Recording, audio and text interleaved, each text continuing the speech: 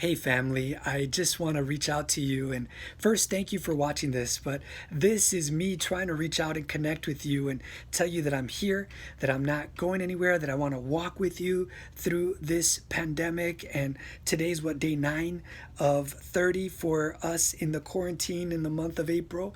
And I want to help give you some words of hope, and I want to help give you something to latch onto as we walk throughout our day, as we go throughout this whole quarantine. We're in this together. And so the verse that I wanted to share with you is from the book of Psalm, and it's from Psalm 19, and it's verse 12 and 13. I'm going to read it to you. It says, "Without this revelation light, how would I ever detect the waywardness of my heart? Lord, forgive my hidden flaws whenever you find them. Keep cleansing me, God, and keep me from my secret selfish sins. May they never rule over me, for only then will I be free from fault and remain innocent of rebellion." And the phrase that kept popping out at me as I read and reread this verse is the phrase "stopped noticing."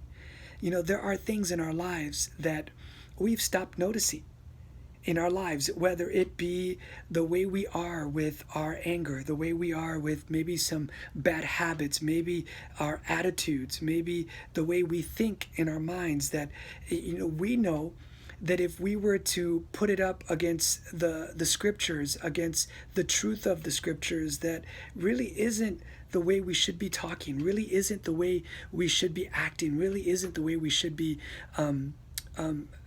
thinking. And yet we have stopped noticing those things in our lives, and we've allowed them to be there. And so they're there, and it's kind of like it festers, and it's a little bit of a poison for our lives. It begins to just bleed into other areas of our lives. And so I want to just encourage you to continue to invite the Holy Spirit into your life to shed light. Like, I love that first line, "without this revelation light," that God continue to shed light on every area of our lives, that He wants us to submit to Him so that we can be everything God has called us to be, and that way we can do everything God has called us to do.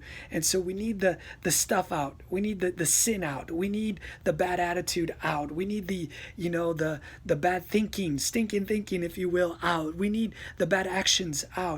And maybe we've stopped noticing those things in our lives, but we need God to come back and reveal those again to us. So may we be a people who pray this prayer: "God, show me, put your light on every area of my life, especially those blind spots that I've just stopped noticing, that I know shouldn't be there. Help me to surrender them to you and invite your cleansing work so that I could be healed, so that I can be set free of all these things that don't honor and glorify and reflect the love of Jesus in my life."